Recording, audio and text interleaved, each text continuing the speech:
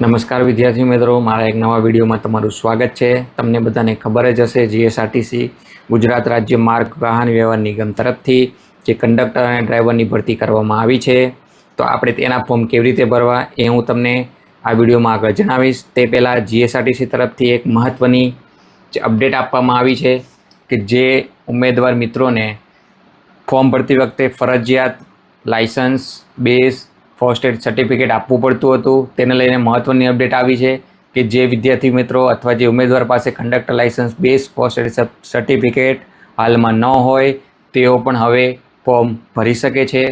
આ conductor licence base first add certificate તમારે document verification કરવામાં આવે ત્યાં સુધી તમારે એ કઢાવી લેવાનું છે, કેમ કે આ first aid certificate conductor licence અને બેઝ એ ડોક્યુમેન્ટ વેરિફિકેશનના સમયે તમારે ફરજિયાત અચૂકપણે આપવાનું રહેશે। ત્યાં સુધીનો તમારી પાસે સમય છે। તો હવે જે ઉમેદવાર મિત્રોને કંડક્ટર લાયસન્સ બેઝ અને ફર્સ્ટ એડ સર્ટિફિકેટ નહોતું અને તેઓ ફોર્મ નહોતા ભરી શકતા, તેઓ પણ હવે ફોર્મ ભરી શકશે। તો જીએસઆરટીસી તરફથી આ એક મહત્ત્વની અપડેટ આવી છે। હવે આગળ તમને જણાવું કે તમે કેવી રીતે આ કંડક્ટર અને ડ્રાઈવરનું જીએસઆરટીસીનું ફોર્મ ભરી શકો છો। તો ઉમેદવાર મિત્રો, સૌથી પહેલાં તમારે ગૂગલની અંદર આવવાનું છે, ત્યાં જઈને તમારે ઓજસ ટાઈપ કરવાનું છે। ઓજસ ટાઈપ કરતાં જે સૌથી પહેલાં તમને વેબસાઇટ દેખાય ઓનલાઈન જોબ એપ્લિકેશન સિસ્ટમ, એની ઉપર ક્લિક કરવાનું છે। એની ઉપર ક્લિક કરતાં આવું કંઈ તમને પેજ દેખાશે, એની અંદર રાઈટ સાઈડની અંદર કરંટ એડવર્ટાઇઝમેન્ટનું તમને એક બોક્સ દેખાશે, તેની ઉપર તમારે વ્યૂ ઓલ ઉપર ક્લિક કરવાનું છે। વ્યૂ ઓલ ઉપર તમે ક્લિક કરો એટલે અહીંયા તમને એક સિલેક્ટ બટન આપવામાં આવેલું છે, તેના ઉપર ક્લિક કરશો એટલે તમને અહીંયા જીએસઆરટીસી અને GSSBની ભરતી દેખાશે, તમારે જીએસઆરટીસી ઉપર ક્લિક કરવાનું છે। હવે અહીંયા તમને એની અંદર તમને ડ્રાઈવર અને કંડક્ટરની બે ભરતી દેખાશે। બંને ભરતી માટે અલગ અલગ ફોર્મ ભરવાના રહેશે। જો તમારે ડ્રાઈવર માટે ફોર્મ ભરવું છે તો તમારે અહીંયા એપ્લાય બટન ઉપર ક્લિક કરવાનું છે। તો કંડક્ટર માટે ફોર્મ ભરી રહ્યા છો તો અહીંયા એપ્લાય બટન ઉપર ક્લિક કરવાનું છે। હવે હું અહીંયા કંડક્ટર માટે ફોર્મ ભરી છું તો એપ્લાય બટન ઉપર ક્લિક કરીશ। હવે અહીંયા તમે જ્યારે એપ્લાય બટન ઉપર ક્લિક કરશો ત્યાં તમને કંઈક આવું પેજ દેખાશે। તો એની અંદર તમે જોઈ શકો છો એડવર્ટાઇઝમેન્ટ નંબર, પોસ્ટ કઈ છે, ક્લાસ કયો છે, ડિપાર્ટમેન્ટ, પછી એજ લિમિટ કેટલી છે 18 to 35, pay scale probation as per advertisement જો તમે ના વાંચ્યું હોય તો પહેલાં એકવાર એડવર્ટાઇઝમેન્ટની ડિટેલ્સ જે તમે છે ચેક કરી લેજો। હવે એસેન્શિયલ ડિઝાયરેબલ ક્વોલિફિકેશન તો મિનિમમ તમે HSC પાસ હોવા જોઈએ, 12 પાસ હોવા જોઈએ। હવે અહીંયા તમારે એપ્લાય નામ બટન ઉપર ક્લિક કરવાનું છે। હવે ત્યાં તમને કંઈક આવું પ્રકારનું પેજ દેખાશે। તો અહીંયા લખેલું છે એન્ટર રજિસ્ટ્રેશન નંબર અને બર્થ ડેટ, જો અને અહીંયા લખ્યું છે apply with OTR, skip, forget registration number, new registration. તો હવે એપ્લાય વિથ OTRનો મિનિંગ છે વન ટાઈમ રજિસ્ટ્રેશન। અગર તમે આ સુવિધા એના માટે છે કે જ્યારે તમે મલ્ટિપલ ફોર્મ ભરતા હો ત્યારે જ્યારે તમારે કોમન ઇન્ફોર્મેશન બધા ફોર્મમાં ભરવાની હોય તો એની જગ્યાએ તમારે એક OTR વન ટાઈમ રજિસ્ટ્રેશન કરાવવાનું હોય અને એ વન ટાઈમ રજિસ્ટ્રેશનની તમારી જે કોમન ડિટેલ્સ છે ભરવાની હોય। અને જ્યારે પણ તમે અલગ અલગ એડવર્ટાઇઝમેન્ટ માટે ફોર્મ ભરો તો ત્યારે ફક્ત તમારે એનો OTR નંબર અને બર્થ ડેટ જ નાખવાની હોય છે, જેનાથી કેવું થાય છે કે જેટલી બી તમારી જે પહેલાંની બધી ડિટેલ હોય છે એ બધી જેટલી વખત અલગ અલગ એડવર્ટાઇઝમેન્ટ માટે આપો તો ઓટોમેટિક એ ફિલ થઈ જાય છે। તમારે વારે ઘડીએ એ જે ઇન્ફોર્મેશન જે ફિલ કરવાની જરૂર રહેતી નથી।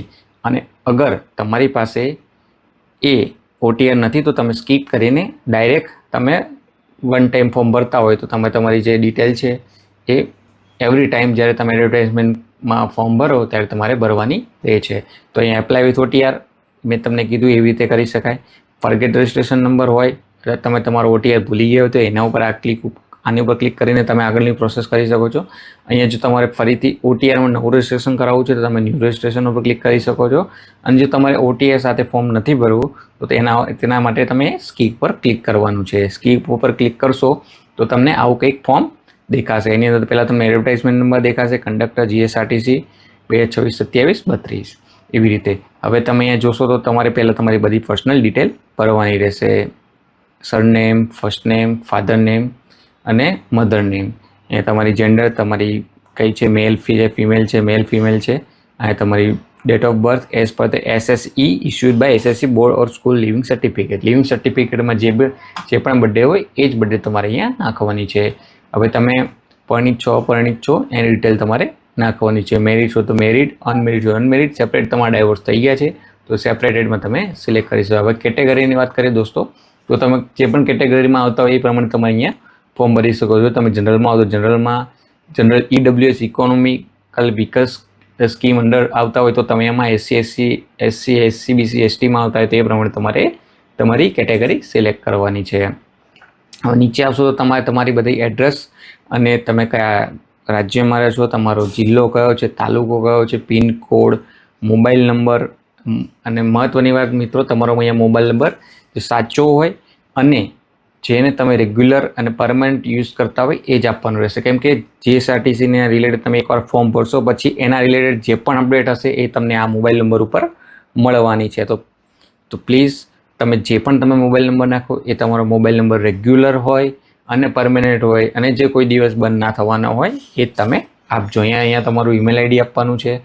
ઈમેલ આઈડીને તમારું આ ઈમેલ આઈડી અહીંયાથી ફરીથી ટાઈપ કરવાનું છે. તમે નેશનલ ઇન્ડિયન જે બાય ડિફોલ્ટ અંદર સિલેક્ટ થઈ જાય છે. હવે આગળ જે દોસ્તો તો એ આધાર ડિટેલ્સ છે, તો એમાં તમે લખેલું છે શું તમે રમતગમતના વધારા ગુણ મેળવવા લાયકાત ધરાવો છો. એટલે જો તમે કોઈ પણ સ્પોર્ટ્સ રમેલા હોય નેશનલ લેવલે અથવા સ્ટેટ લેવલે અને એના માર્ક્સ જો તમને મળી શકે એમ હોય તો તમારે અહીંયા યસ સિલેક્ટ કરવાનું છે. યસ સિલેક્ટ કરીને નેમ ઓફ સ્પોર્ટ્સ તમારે સિલેક્ટ કરવાનું છે, સ્પોર્ટ્સ લેવલ અને રમતમાં ભાગ લીધાનું વર્ષ, રમતનું પ્રમાણપત્ર આપનાર ફેડરેશન અથવા સત્તાધિકારી એનું નામ એ સર્ટિફિકેટમાં આપેલું હોય એ તમારે અહીંયા બધું ટાઈપ કરવાનું રહેશે. હવે જો તમે તમારી ફિઝિકલ ડિસેબિલિટી હોય તો એના માટે પણ તમે યસનો સિલેક્ટ કરી શકો છો. એના રિલેટેડ બધી ઇન્ફોર્મેશન તમારે અહીંયા ભરવાની છે. હવે do you need the facility of scribe લહિયો, તમારે એના માટે ફેસિલિટી લેવાની છે યસનો, એ પણ તમારે સિલેક્ટ કરવાનું છે.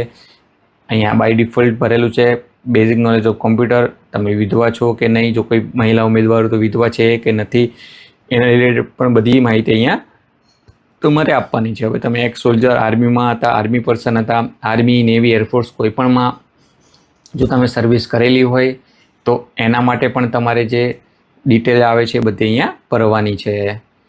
હવે આગળ જઈએ તો સરકારી કે સરકારી સંસ્થા અથવા તમે કોઈ પણ સરકારી સંસ્થામાં કામ કરતા હોય અત્યારે તો એના રિલેટેડ બધી માહિતી તમારે અહીંયા આપવાની છે. હવે તમારે આ મહત્ત્વની વાત છે, શું તમારી સામે IPC હેઠળ કોઈ ગુનો નોંધાયો છે કે કેમ છો, તો તમારે ભૂતકાળમાં અથવા વર્તમાનમાં તમારી ઉપર IPC હેઠળ કોઈ પણ ગુનો નોંધાયો હોય તો એ પણ યસનો અહીંયા તમારે સિલેક્શન કરવાનું છે. હવે ગુજરાત રાજ્ય માર્ગ વાહન વ્યવહાર નિગમ સરકારી કે અર્ધસરકારી સંસ્થા અન્ય બોર્ડ કે કોર્પોરેશનમાંથી બળ તરફથી રૂક્ષત થયેલ છો, મીન્સ કે આની પહેલાં તમે GSRTC અંદર કોઈ કામ કરતા હોય તો એ ફરજ દરમિયાન તમને ફરજ મોકૂફ અથવા તમને કંઈક કરવામાં આવેલા હોય તો એના રિલેટેડ તમારે યસનો સિલેક્શન કરવાનું છે. હવે લેંગ્વેજ ડિટેલ્સની વાત કરીએ તો દોસ્તો તમારે જો તમને ઇંગ્લિશ રીડ રાઇટ સ્પીક કરતા આવડતું હોય બધા ઓપ્શન સિલેક્ટ કરવાના છે. હિન્દી રીડ રાઇટ આવડતું હોય તો એના રિલેટેડ તમારે બધી ઇન્ફોર્મેશન આપવાની છે. ગુજરાતી રીડ રાઇટ સ્પીક કરતા આવડતું હોય તો એના રિલેટેડ તમારી ઇન્ફોર્મેશન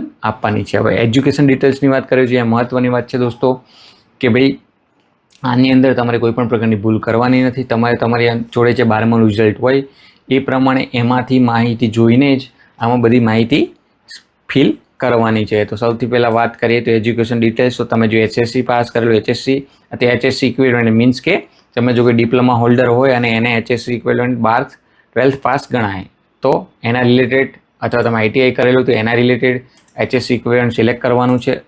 ધારો કે તમે HSC સિલેક્ટ કરો છો તો એના રિલેટેડ તમારા જે પણ પર્સન્ટેજ અહીંયા આવેલા હોય એ તમારે સિલેક્ટ કરવાના છે. તો અહીંયા તમારે તમારો ક્લાસ સિલેક્ટ કરવાનો છે. ક્લાસની અંદર ડિસ્ટિંક્શન, ફર્સ્ટ, સેકન્ડ, પાસ એ જે પણ રિઝલ્ટમાં આપેલું હોય એ પ્રમાણે તમારે અહીંયા સિલેક્ટ કરવાનું છે. બોર્ડ તો તમે જો Gujarat higher and secondary education બોર્ડમાંથી તમે 12મું પાસ કરેલું એના રિલેટેડ તમારે અહીંયા ઇન્સ્ટિટ્યૂટ અને એક્ઝામ બોડીનું નામ આપવાનું છે. સ્ટેટ ગુજરાત છે. જે પણ વર્ષમાં તમે તમારું 12મું પાસ કરેલું એ ડિટેલ તમારે આપવાની છે.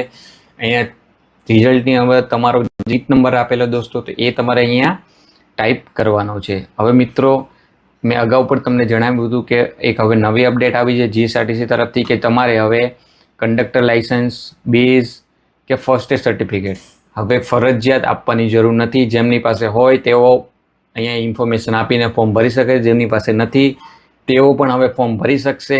એકવાર ઉમેદવાર એક્ઝામ આપી દે પાસ કરીને, જ્યારે ડોક્યુમેન્ટ વેરિફિકેશન થાય ત્યાં સુધીમાં તમારે આ કંડક્ટર લાઇસન્સ, બેઝ અને ફર્સ્ટ એડ સર્ટિફિકેટ કઢાવી લેવાના છે અને ડોક્યુમેન્ટ વેરિફિકેશનના ટાઈમે અચૂકપણે આ બધા ડોક્યુમેન્ટ આપવાના રહેશે. તો અહીંયા તમે નોટ પણ વાંચી શકો છો કે ઉમેદવાર અરજીપત્રકમાં કંડક્ટર લાઇસન્સ બેઝની ઉપરોક્ત વિગતો દર્શાવવી ફરજિયાત હવે નથી.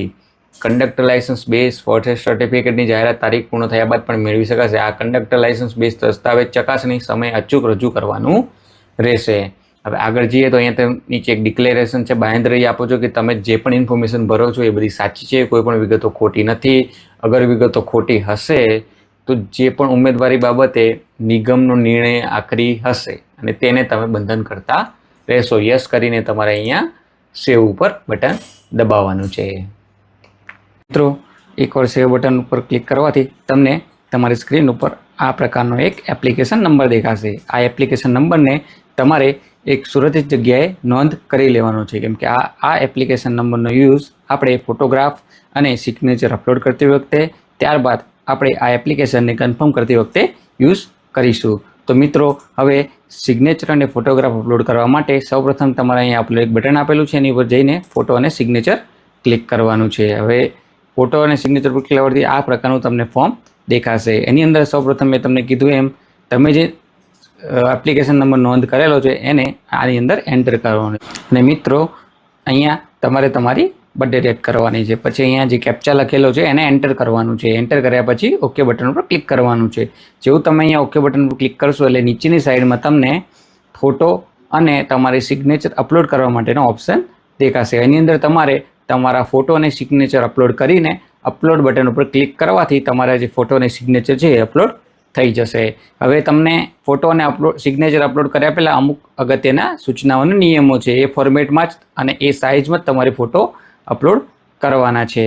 તો એ દેખી શકાય છે કે ફોટોને સ્કેન કરીને જેપીજી ફોર્મેટમાં જ અપલોડ કરવું. ફોટોનું માપ 5 સેન્ટીમીટર લંબાઈ અને 3.6 સેન્ટીમીટર પહોળાઈની રાખવાની છે. ફોટો અને સિગ્નેચરની સાઇઝ 15 કેબીથી વધારે રાખવાની નથી. સિગ્નેચર માટે સફેદ કાગળ ઉપર બ્લુ કલરમાં સહી કરી તેને સ્કેન કરીને જેપીજી ફોર્મેટમાં અપલોડ કરવાનું છે. સિગ્નેચરનું માપ 2.5 સેન્ટીમીટર લંબાઈ અને 7.5 સેન્ટીમીટર પહોળાઈની હોવી જોઈએ. હવે મિત્રો, આટલી પ્રોસેસ કર્યા પછી તમારો ફોટોગ્રાફ અને સિગ્નેચર અપલોડ સક્સેસફુલી થઈ જશે. એના પછી હવે આપણે આપણી એપ્લિકેશન જે છે એ કન્ફર્મ કરવાની છે. એના માટે તમારે ઓનલાઈન એપ્લિકેશન ઉપર જવાનું છે. ત્યાં તમને અહીંયા કન્ફર્મ માટેનો ઓપ્શન દેખાશે, તેની પર આપણે ક્લિક કરવાનું છે. એકવાર તમે કન્ફર્મ ઉપર ક્લિક કરશો તો અહીંયા જેવું ફોર્મ દેખાય છે એવું તમને ફોર્મ દેખાશે. મેં તમને આગળ પણ કીધું હતું જે તમે એપ્લિકેશન નંબર સુરક્ષિત રીતે નોંધેલો છે એને તમારે અહીંયા ફરીથી એન્ટર કરવાનું છે. અહીંયા તમારે તમારી બર્થડેટ નાખવાની છે. અહીંયા તમારે તમારો જે કેપ્ચા આપેલો છે એન્ટર કરવાનો છે અને ઓકે બટન પર ક્લિક કરવાનું છે. જેવું તમે અહીંયા ઓકે બટન પર ક્લિક કરશો અહીંયા નીચેની સાઈડમાં તમને તમારું જે પણ ફોર્મ ભરેલું છે એની પૂરેપૂરી ડિટેલ, નામ, નંબર, મોબાઈલ નંબર, સરનામું, કઈ પોસ્ટ છે, શું છે, એ બધી પ્રોપર ફોર્મની ડિટેલ બધી દેખાશે. એકવાર તમારે એને કન્ફર્મ કરી લેવાની છે.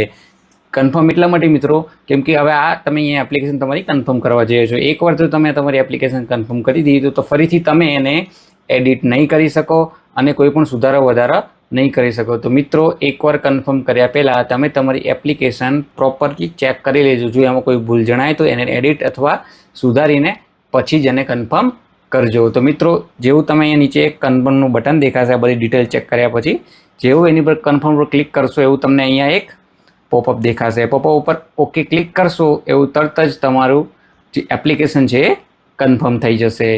અને એકવાર જો તમારી એપ્લિકેશન કન્ફર્મ થઈ ગઈ પછી તમારે શું કરવાનું છે મિત્રો, તો અહીંયા તમારે જઈને જે એપ્લિકેશન કન્ફર્મ કરી છે એના રિલેટેડ તમારે એક એપ્લિકેશન ફી ભરવાની છે. મિત્રો, જો તમે આ ફી નહીં ભરો તો તમારી એપ્લિકેશન ફાઇનલ અથવા કન્ફર્મ નહીં ગણાય અને તમે પરીક્ષા માટે એલિજિબલ નહીં ગણાવો. તેથી આ મહત્ત્વનું જે છે એ ફીનું તમારે ભરવાની રહેશે. તો જેવો અહીંયા ફી ઉપર જશો એવું તમને અહીંયા ઓનલાઈન અથવા પોસ્ટ ઓફિશિયલ ઉપર ક્લિક કરવાનું છે. મિત્રો, હવે અહીંયા તમે જોઈ શકો છો અહીંયા જે સિલેક્ટ એડવર્ટાઇઝમેન્ટ કરવાનું છે. તો અહીંયા જશો તો તમને અહીંયા બધી એડવર્ટાઇઝમેન્ટ દેખાશે. તો છેલ્લે અહીંયા લખેલું છે GSRTC કંડક્ટર, એની ઉપર ક્લિક કરવાનું છે.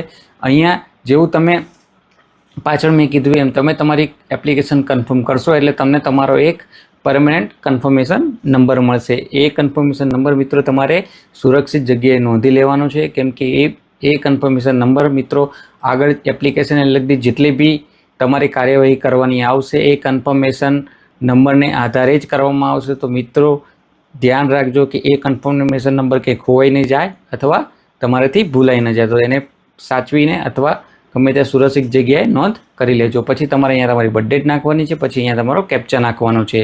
કેપ્ચા નાખીને તમારે અહીંયા બહુ બધા ઓપ્શન આપેલા છે. Print application form, online payment of fees, check earlier હતી, ઇનકમ્પ્લીટ પેન્ડિંગ ટ્રાન્ઝેક્શન અથવા ઓનલાઈન પેમેન્ટ રિસીપ્ટ. તો અહીંયા તમારે જઈને ઓનલાઈન પેમેન્ટ ઓફ ફીસ ઉપર ક્લિક કરવાનું છે. એમાં જનરલ વર્ગના જે ઉમેદવારો છે એના માટેની ફી 300 પ્લસ જીએસટી છે અને બીજા અનામત વર્ગના જેટલા પણ ઉમેદવારો છે એના સિવાયના એના માટે 200 પ્લસ જીએસટી ફી છે. એકવાર તમે પેમેન્ટ પેજ ઉપર જઈને તમારી ફી કન્ફર્મ કરશો એટલે તમારી ફી ભરાઈ જશે મિત્રો.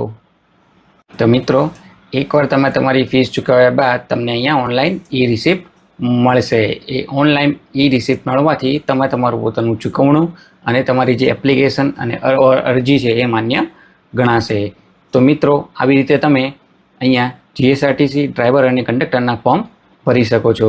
મિત્રો આ વિડીયો તમને કેવો લાગ્યો પ્લીઝ મને કોમેન્ટ બોક્સમાં જરૂર જણાવજો. અથવા તમને આ ફોર્મને લગતા કોઈ પણ સવાલ હોય અથવા આ જે એડવર્ટાઇઝમેન્ટ છે જીએસઆરટીસીની કંડક્ટર અને ડ્રાઈવરને લગતા કોઈ પણ સવાલ હોય તો પ્લીઝ મને કોમેન્ટ બોક્સમાં જરૂર પૂછજો. એ બધા પ્રશ્નોના જવાબ આપવાનો હું પ્રયત્ન કરીશ મિત્રો. એના સિવાય જો મિત્રો આ જીએસઆરટીસીની જે એડવર્ટાઇઝમેન્ટ છે કંડક્ટર અને ડ્રાઈવર માટે એની જેટલી પણ અપડેટ આવવાની છે હું એ આ ચેનલ ઉપર રેગ્યુલર અપલોડ કરતો રહીશ. તો જો તમે આ ચેનલ પર નવા હોય તો પ્લીઝ મારી ચેનલને સબસ્ક્રાઈબ કરજો કે જેથી તમને કોઈ પણ અપડેટ જે જીએસઆરટીસી રિલેટેડ આવે છે એ તમને જલ્દી મળી રહે. તો આ વિડીયોને અહીંયા જ હું એન્ડ કરું છું. જય હિન્દ દોસ્તો. અને આ એક બીજી વાત મિત્રો કે જો કોઈ પણને તમારે આ જો ફોર્મ જે છે ઓનલાઈન ભરવું હોય તો હું અહીંયા તમને નીચે મારો વોટ્સએપ નંબર આપી દઉં છું. એ વોટ્સએપ નંબર ઉપર તમારે મને મેસેજ કરવાનો છે. એને જે લગતા ચાર્જ હશે એ ચાર્જ પે કરીને તમે મારી પાસે આ ફોર્મ ઘરે બેઠા ઓનલાઈન ભરાવી શકો છો. તો ફરીથી એક નવા વિડીયો સાથે ફરીથી મળીશું. જય હિન્દ દોસ્તો. ખૂબ ખૂબ આભાર.